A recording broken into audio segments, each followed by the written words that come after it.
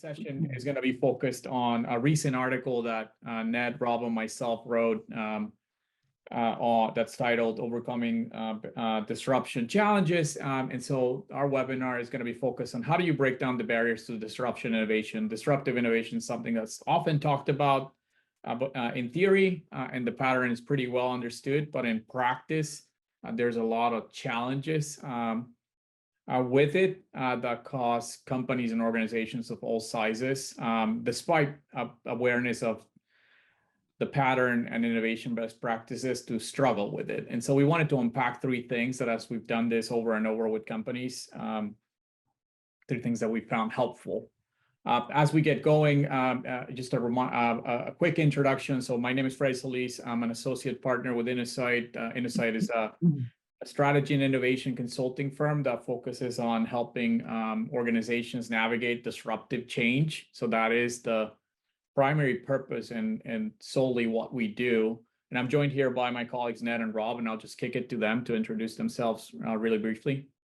Ned, why don't we start with you? Yeah, sure. Hi, everybody. Ned Calder, glad to be with you. Been with Insight about 18 years. Longer term background is in engineering. Rob? Yeah, hi, everyone. Rob Bell. I've been doing growth strategy and innovation work for over 25 years now. And my work bridges industrial and med tech. Excellent. Great. Just a few housekeeping items as we get moving. So this session is being recorded. Actually, the session will be shared with anybody who signed up for the webinar after the session. I will also share the presentation deck. All participant lines are muted, but please, if you have comments, questions, please leave them in the chat, or feel free to use the Q&A function as well. We'll be monitoring both as we move through the presentation. Other than that, we'll dive right in, and we'll just start with a little bit of a setup. Insight was co-founded by the late Clay Christensen, who's known by his work on disruption. And I think the big motivation for the article that Ned, Rob, and I wrote was the notion that a lot of the underpinnings of Clay's work was grounded on the question of, why do smart companies fail? Why do companies that do the right things end up failing when they're trying to innovate?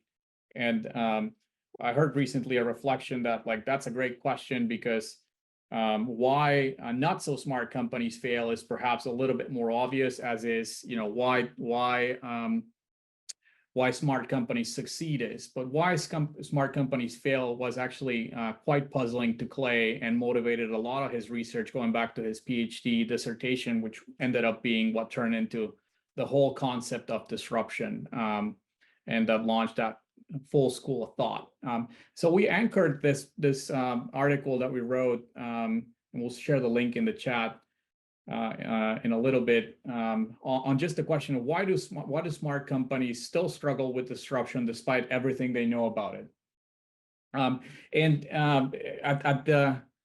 the root of it is that the pattern of disruptive innovation, and this is the chart that represents that concept, it is pretty well known at this point. It's been socialized for over 30 years of research, and all this chart says is, from the eyes of a customer, all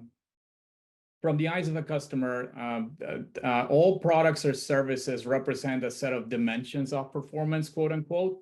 And there is a dominant set of dimensions of performance from an industry perspective, and that's the green chart that you see on the page. And over time, those keep getting better and better. Sometimes they take big leaps in the form of radical innovations. And that's typically the work of the industry incumbents, that they just continue to advance the way things work today at different levels of improvement. And over time, there are these types of innovations that are, quote unquote, called disruptive, that change the set of performance dimensions from the eyes of the customer. They focus on things like convenience or more affordability, or different types of performance dimensions like connectivity or so on. And those tend to start being worse, quote unquote, from the eyes of the customer, but they have pretty interesting trade-offs that over time get better and better and better, up until the point that actually beat the incumbents at their own game. So something that starts being considered a worse product or something that doesn't perform as well ends up being quite competitive because it doesn't overshoot the performance that a customer can utilize and absorb. And this concept has been studied over and over and over the last 30 years. And there's been significant work. So some of it a lot driven by Clay himself and with collaborators, a lot of work by Insight folks, and a lot of great work by other folks as well. And so the concept is pretty well known, pretty well understood, explored in significant amounts of depth. As you can see an example on this page of all the thought leadership that has been dedicated to innovation and disruption. But companies still continue to struggle. So if you're in the agricultural space, you hear about plant-based meat and a lot of discussion of whether that's ever going to take off. Or if you're in the automotive space, there's questions of, did companies overinvest or are they too ahead of the curve given slowing demand? If you're in tech, there's questions of what's happening with virtual and augmented reality. Why didn't that take off? And so, quote unquote, for things that are newer markets, as the newer market side of this disruption, companies continue to struggle with it. And so what we'll do, and I'll kick it over to Ned in a second to share, 3 concepts that and strategies that we've been reflecting on as we pondered on this question. But before we go there, we did want to do one thing and just poll the audience a little bit on from your industry, what are the biggest disruptions you're all facing? And if you could all comment in the chat, as well as any questions or comments that you have so far, would love to make this a little bit as interactive as possible. And Freddie, while people are doing that, I just add another observation. I think that's interesting about some of these companies that have challenged.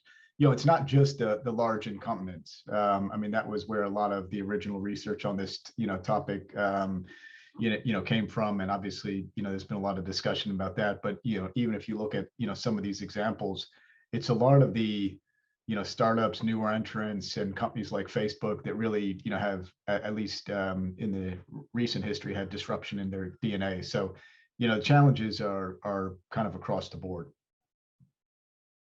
Agreed. And you start to see some comments in the chat around the usual suspects that are all over the headlines today, like artificial intelligence, renewable energy. Online education is an interesting one. Value models and consumer health. So this is so I appreciate everybody sharing. This is encouraging and exciting to see that everybody's trying to wrestle with this challenge. So hopefully you'll find the next few bits of this presentation helpful. So Ned, I'll kick it over to you. Yeah, great. So I think where we wanted to spend, time in the next 20 minutes or so here, there's obviously a lot that we could, talk about, but there's 3 challenges that we wanted to dive into that I think we've seen a little bit less written about, and we've seen, personally from our own experience, companies struggle. One that we'll talk about is just the complexity when you're in the real world, sort of facing disruption in the moment. And it deviates from kind of the simplistic models, the challenges associated with that.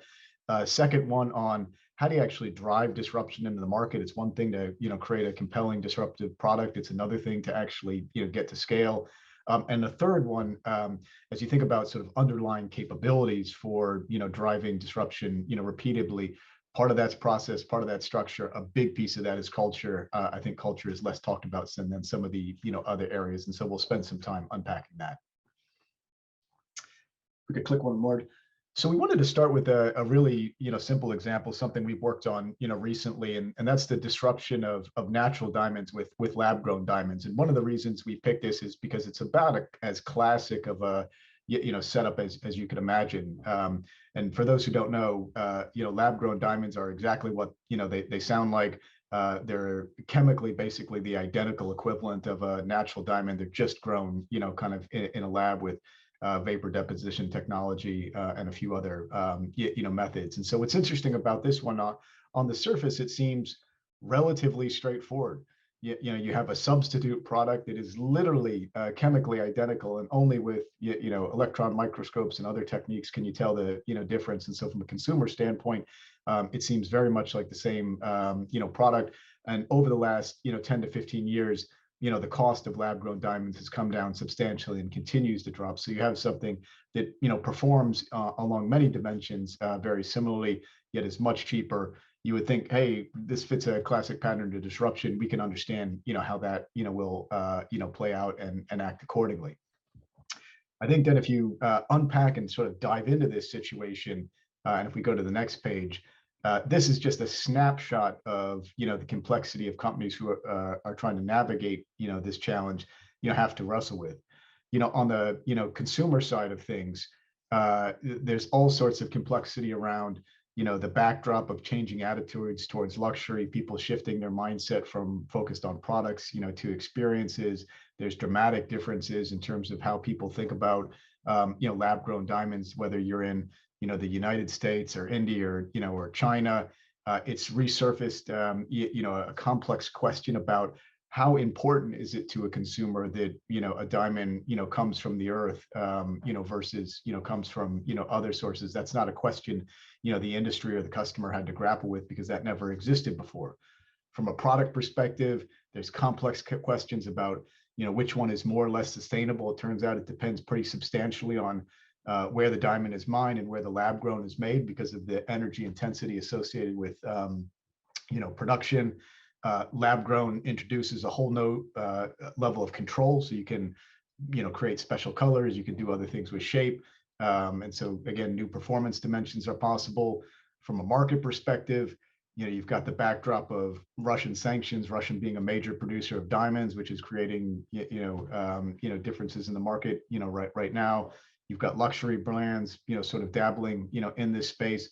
So just zooming out, all of a sudden what seems like a really simple situation and something that would fit that kind of two-line pattern really cleanly, it doesn't actually look that simple. And knowing which how to act and which scenario is going to get more adoption is quite actually challenging in practice, and creates challenges for companies figuring out how they should respond.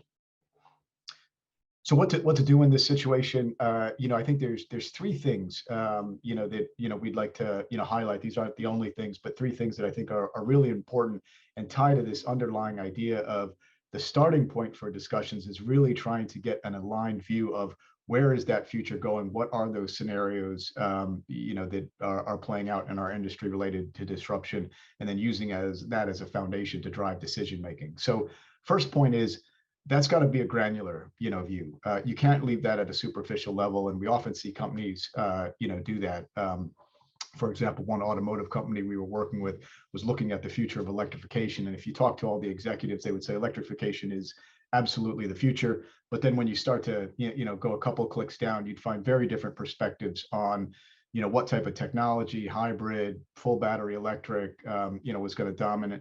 You'd find different perspectives on the adoption curve. So some were thinking, hey, this is going to play out over 20 or 30 years. Others were thinking, hey, it's going to hit an inflection point and go a lot, quicker.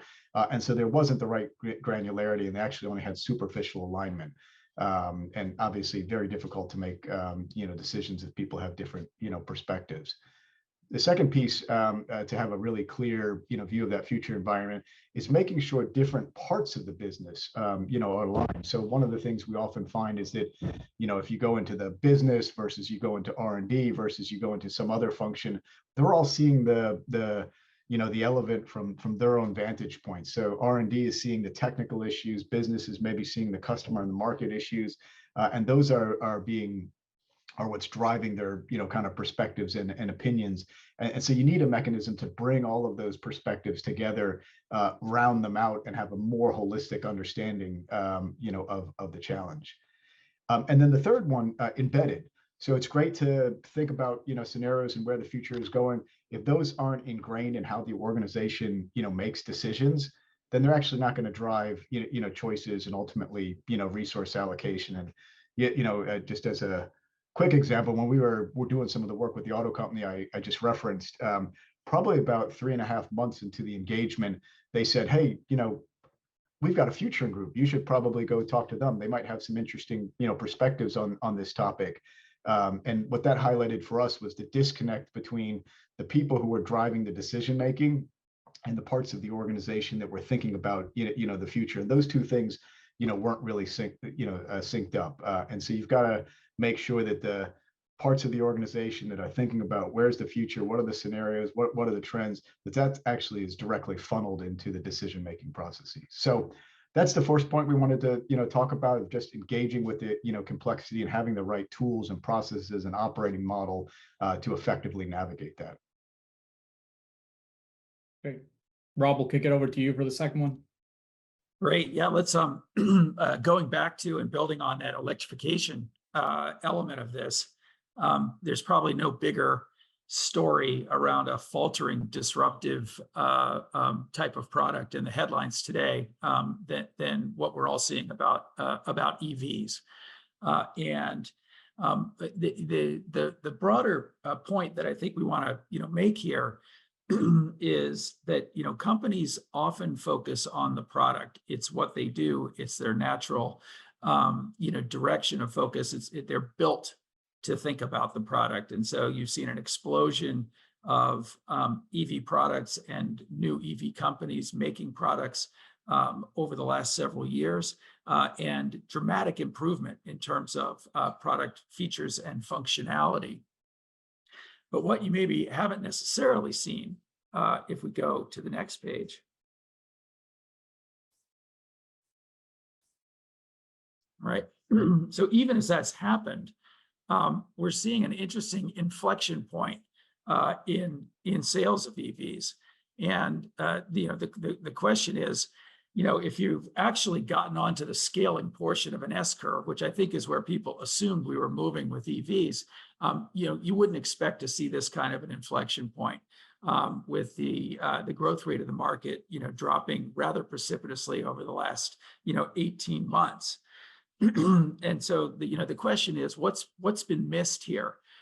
If everybody's ready for this, if the people want it, why are we seeing this kind of move, and what does that say about the preparation that EV companies, whether they be incumbents or startups, have done around the development of this market? And I think when we take that broader landscape and think not just a disruptive innovation, think of it not just as a product, but think of it as something that engages an entire ecosystem, then you start to see some of the dimensions on which the producers have been challenged and have come up short. I'll go sort of counterclockwise around this wheel here and identify some of the things that look like they've been underdeveloped elements of the strategy. Consumer education. An awful lot of folks still don't really understand the concept, and they certainly don't understand the implications of how your life changes if you're driving an EV versus if you're driving an internal combustion engine vehicle. They don't understand mileage. They don't understand charging and how that changes your patterns of usage. There are issues around home charging. Particularly, there's obviously questions about destination charging and the buildup of the total infrastructure required to make that easy for long distance travel. And there are behavior changes at the center of all of this, that people simply haven't had time to move through. If you think about something being ready for mass market adoption.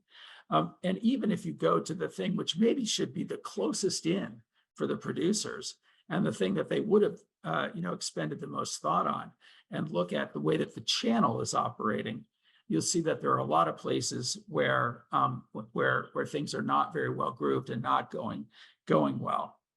For example, even salespeople don't understand EVs as well as they understand ICE engines. They may have no direct experience with it. Therefore, it's more challenging for them to communicate the value proposition to customers. It takes longer. It feels like a higher hill to climb. And those individuals might then feel like they don't want to invest that time. They'd rather keep somebody in the familiar territory. It's also the case that if you're the dealer, in the long run, you're making less money on maintenance with an EV than you are with an ICE engine. So what's your incentive, to sell EVs if that's actually taking money out of a really important contributor to your bottom line at another part of your operation? So the bottom line is that companies who are launching disruptive innovations need to conceptualize this at an ecosystem level and need to have a plan, not just to sell the product, but to do really missionary market development across a broad range of factors that are going to influence the willingness and likelihood of customers to adopt the product. This seems to be a consistent failure of conceptualization that companies have, maybe in part because they don't want to think about how deep you have to go and how complex this can be, maybe also because the people who would be thinking about the problem in this way aren't always in the room in a traditional product development process. Yeah, Rob, if I could add maybe one point. There was a question in the chat about sort of the classic long-term versus short-term mentality in a lot of organizations, and how do you navigate that? And there's complexity to answering that question, but I think this piece around market development is absolutely central, because in some sense you want to try to think about the long-term and short-term as a false dichotomy. The idea that to do disruption we have to invest, and 10 years from now we'll get some kind of return, and it's true that disruption might not have the same near-term return as something that's very close to the core. But if you engage in some of these activities where you're actually intentionally working to develop the market, you increase your odds of bending and inflecting that adoption curve up, and so you can pull forward some of the commercial relevance and reduce this tension between long term and short term. So there's a lot more that we could say on that, but I think this is one area where companies are maybe not as thoughtful as they could be in terms of selecting the right foothold markets that are going to be easier to penetrate, and investing in the right market development opportunities to pull some of that commercial performance forward. Right. And something really pragmatic like a playbook can be a helpful centering construct for a company that's looking at a problem that's got this kind of scope and dimensions to it. Yeah. Maybe in the last 5 minutes, we had one other topic that we wanted to just, hit on, and I think it's been, foreshadowed in some of the conversation and some of the points in the chat. But that's really this issue of culture. So if you're going to get an incumbent organization to, be a more, adept at disruption, that often requires, changes to, how the, company, works and operates, particularly if you're going to, attempt to drive, disruption, repeatedly over time.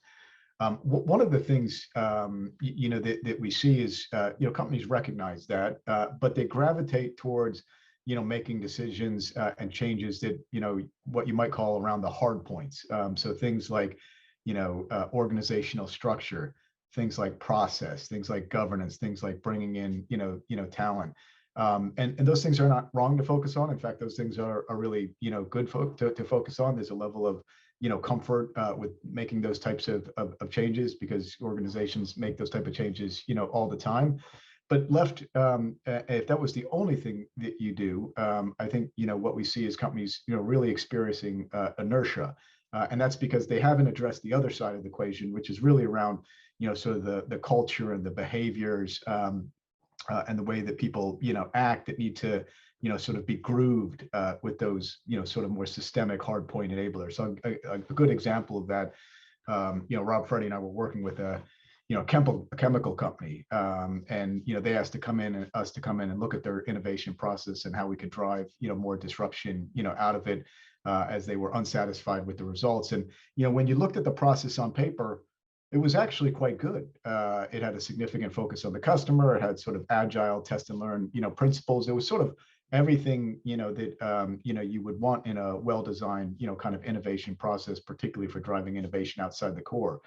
But when you actually sat in meetings and talked to people who had engaged with the process, what you would find is that, leaders, would come out of their day job in the core business and show up to that first gate review and immediately start asking people about what's the product, what's the solution, what's the ROI on this, and ignore what the process was trying to do about a deeper understanding, of the problem, a deeper understanding, of the customer, a more iterative, kind of, approach.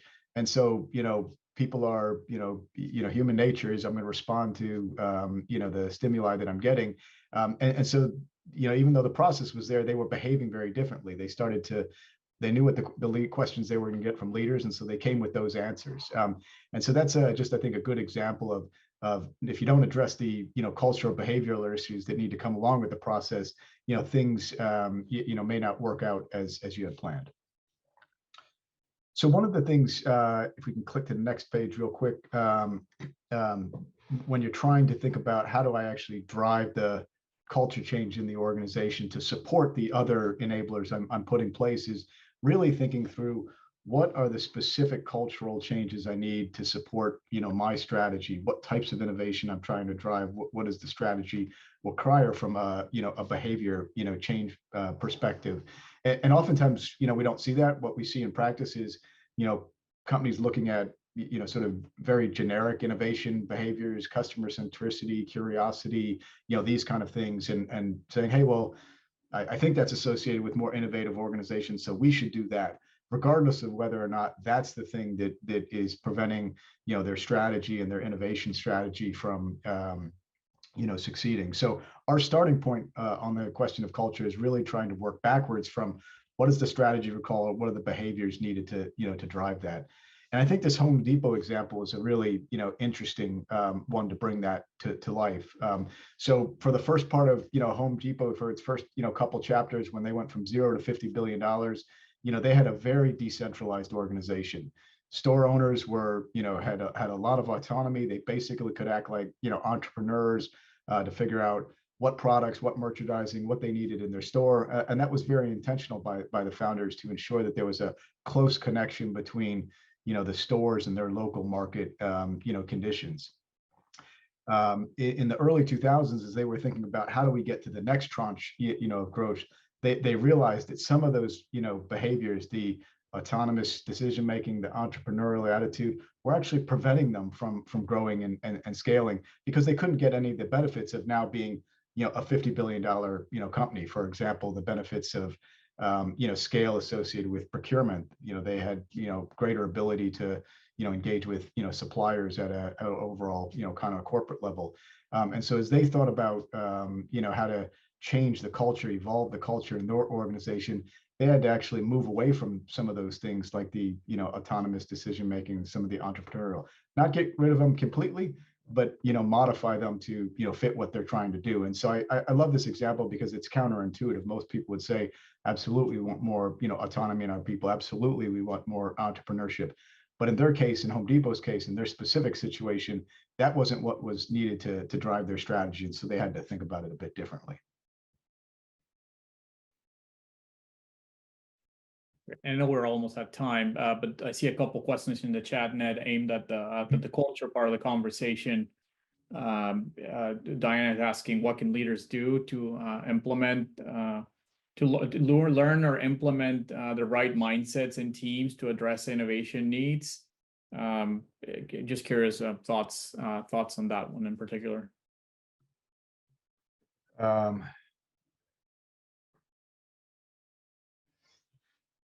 Yeah, I think it's, I'd say a couple of things, and then curious, Rob and Freddie, what else, you would add.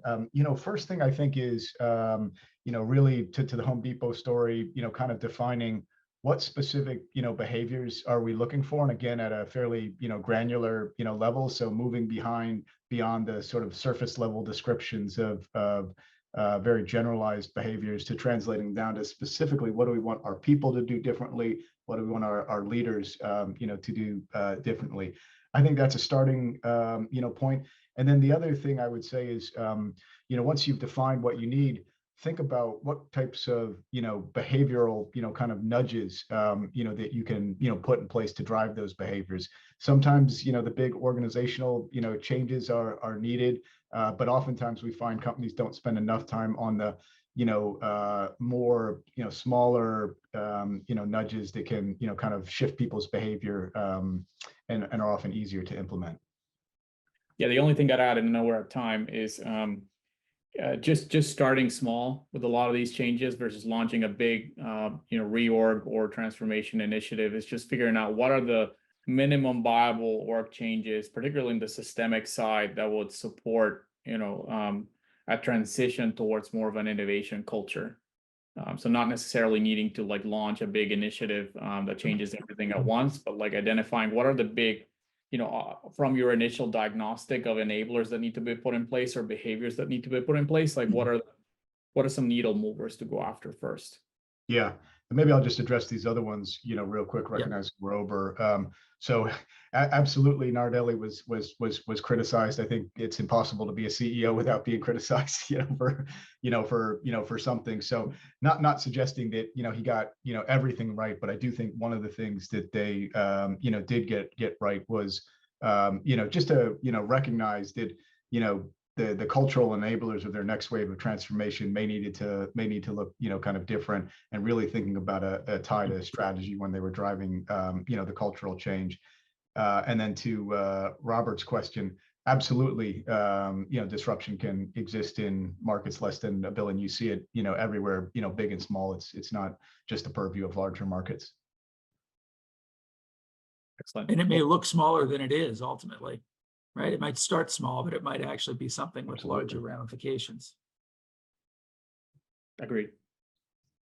Excellent. Well, I know we're over time. I just wanted to thank the audience for joining us for these 30 minutes. Our emails are on the page. We're always excited to chat and engage on these topics further. We're all super passionate about them. So please reach out with any questions or initial thoughts. Meredith put the article in the chat, and we're available for anything else. Thanks so much. Thanks, everyone. Thanks all.